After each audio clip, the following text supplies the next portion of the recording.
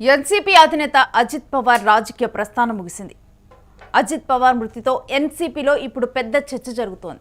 ఎన్సీపీకి పెద్ద దిక్కు ఎవరు అని నేతలు ప్రశ్నించుకుంటున్నారు. ఆయన భార్య సునేత్ర ఎన్సీపీ పగ్గాలు చేపడతారు అంటూ ప్రచారం జరుగుతోంది. శరద్ పవార్తో విభేదాల తర్వాత ఎన్సీపీలో చీలిక ఏర్పడింది. అజిత్ పవార్తోనే మెజారిటీ వర్గం ఎమ్మెల్యేలు నేతలు ఉన్నారు. సునేత్ర పవార్ మహారాష్ట్ర రాజకీయాల్లో పెద్ద నేతగా మారే ఛాన్స్ కనిపిస్తోంది. ప్రస్తుతం రాజ్యసభ ఎంపీగా ఉన్న సునేత్ర పవార్ మాజీ మంత్రి, లోక్సభ ఎంపీ పద్మాసింగ్ పాటిల్ సోదరి సునేత్ర. 1985లో అజిత్ పవార్తో సునేత్ర వివాహం జరిగింది. దశాబ్దాలుగా పవార్ పాలిటిక్స్లో కొనసాగుతూ ఉన్నారు ఈమె కూడా. పురుషాధిక్యతను సునేత్ర బద్దలు కొట్టే అవకాశం కనిపిస్తూ ఉందంటూ కూడా ఇప్పుడు పెద్ద ఎత్తున చర్చ జరుగుతోంది.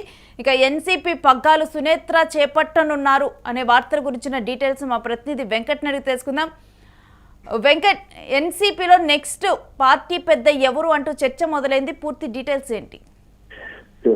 ఇప్పుడు ఏదైతే విమాన ప్రమాదంలో అజిత్ పవార్, మహారాష్ట్ర ఉప ముఖ్యమంత్రిగా ఉన్నటువంటి అజిత్ పవార్ మరణించడంతో అక్కడి నుంచి కూడా ఆయన రాజకీయ వారసులు ఎవరు అనే దానికి సంబంధించి, అంటే పార్టీలో కీలక నేతలకు బాధ్యతలు చేపడతారా, లేదంటే కుటుంబ సభ్యుల్లో ఎవరైనా బాధ్యతలు చేపట్టే అవకాశం ఉందా అనే దానికి సంబంధించి కొంత చర్చ అయితే జరుగుతున్నటువంటి పరిస్థితి. అయితే ఇప్పుడు ఆయన భార్య పేరు ఎక్కువగా ప్రముఖంగా వినపడుతుందని చెప్పుకోవచ్చు. ఎందుకంటే ఆమెకు కొంత ఈ రాజకీయంగా కూడా అనుభవం ఉండటంతోనే కొంత ఆమె పేరు ఎక్కువగా వినపడుతుందని చెప్పుకోవచ్చు. 1985లో అజిత్ పవార్ ఆమె వివాహం చేసుకున్నారు. ఇక 2024 సార్వత్రిక ఎన్నికల సమయంలో బారామతి లోక్సభ స్థానం నుంచి ఆమె పోటీ చేయడం, అంటే సొంత వదిన ఎవరైతే ఉన్నారో సుప్రియ సూలే, శరద్ పవార్ కుమార్తె, ఆమెపై పోటీ చేయడం. ఆ పోటీలో దాదాపు 1.5 లక్షల ఓట్ల తేడాతో ఓడిపోయారు.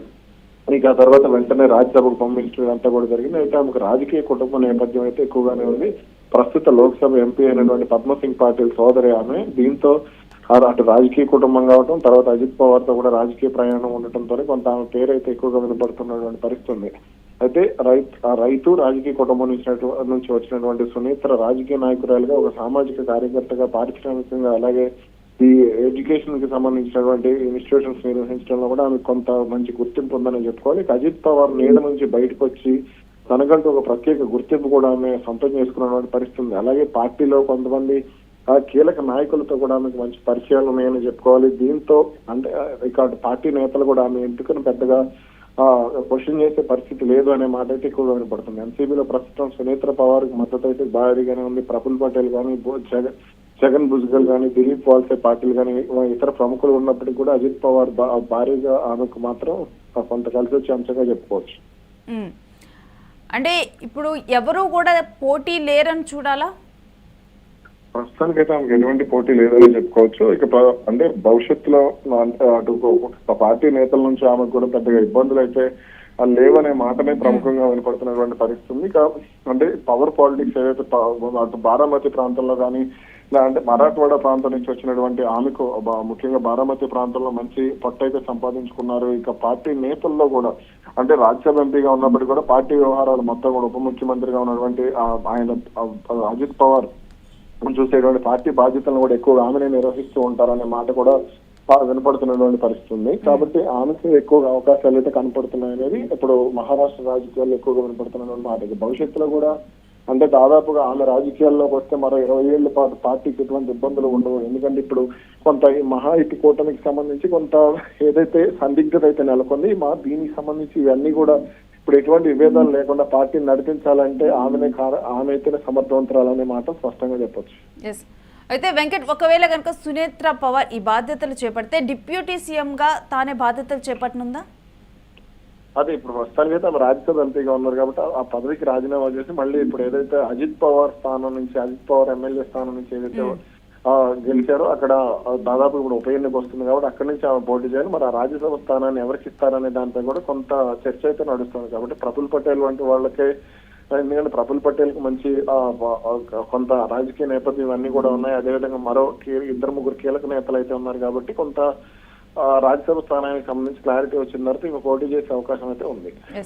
ఇక పవార్ పాలిటిక్స్ ని సునేత్ర బాగా ముందుకు తీసుకొని వెళ్ళగలదా?